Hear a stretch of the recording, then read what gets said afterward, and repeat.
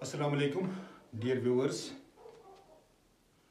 Today we are in the class 12th and we will go through the chapter 5 of class 12th. Today we will know about the contemporary South Asia. The contemporary South Asia is the region which is the area of many internal strifes and the global conflicts. This region has provided the space for the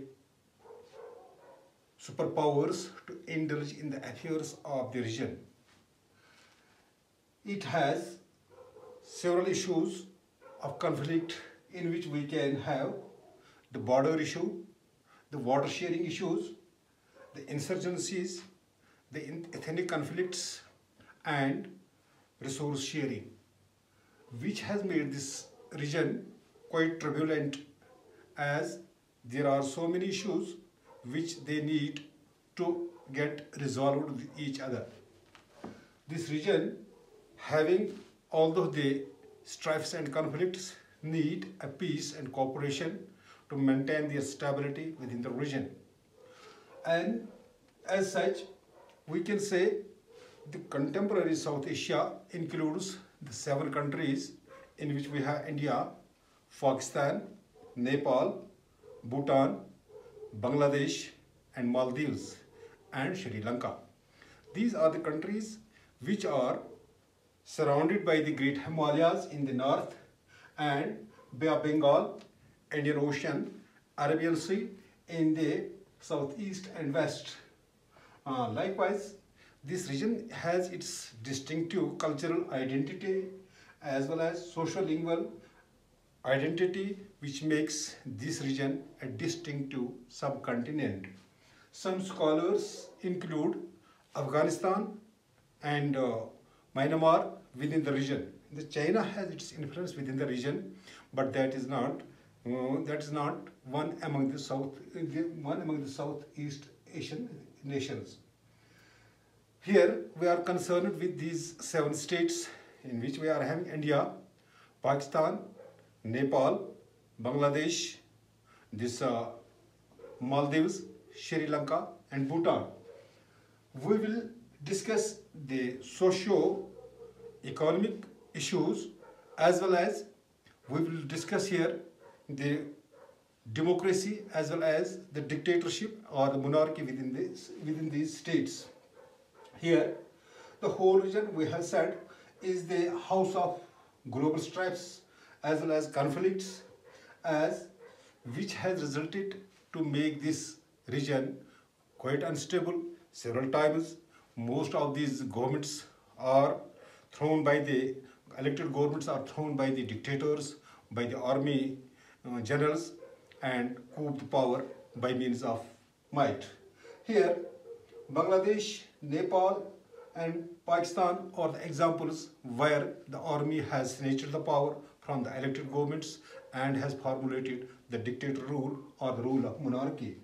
Here we can say also that the Bhutan, which was once the suzerainty of the British Raj, is now a monarch state. Likewise, Bhutan as a constitutional monarchy which it has adopted since 8th of July 2008. Likewise, the island Maldives has established its constitution through a referendum during the year 1970, 72, 75, 97 and thereafter in 2008. One by one we will go through the democratic setup of all these countries. Here, the first country which is India.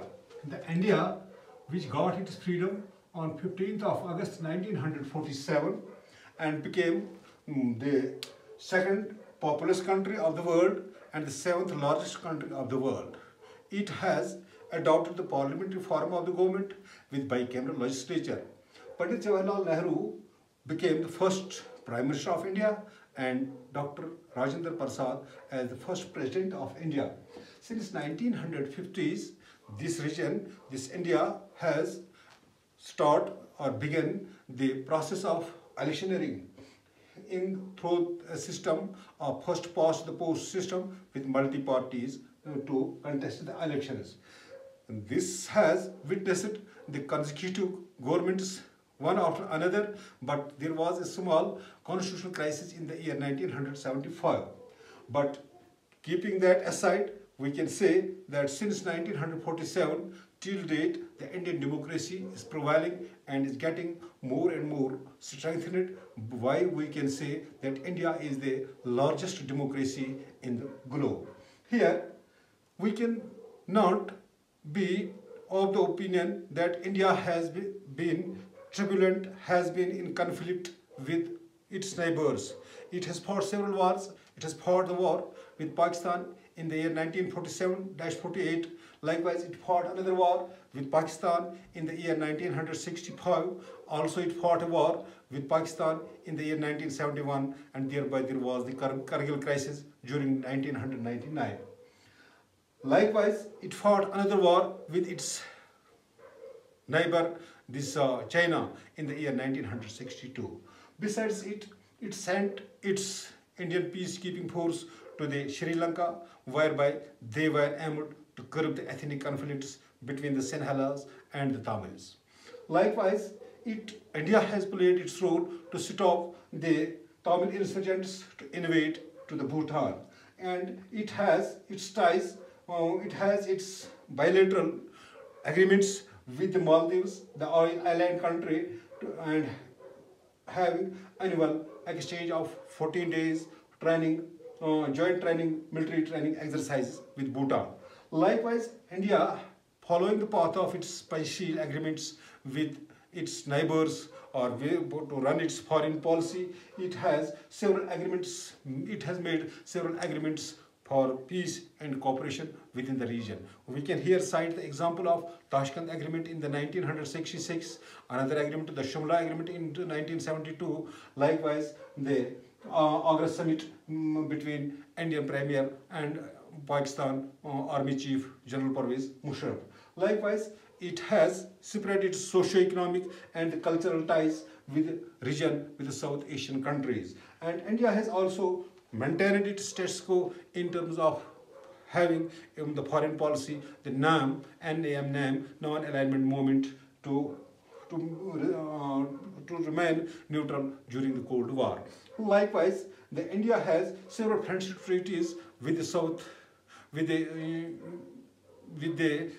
Soviet Union, in friendship treaties with the Soviet Union, but it followed the path of neutrality and remained neutral during the Cold War era. And it has also to maintain the cooperation and to provide the stability within the region. It has created the founding member of SAARC, SAARC,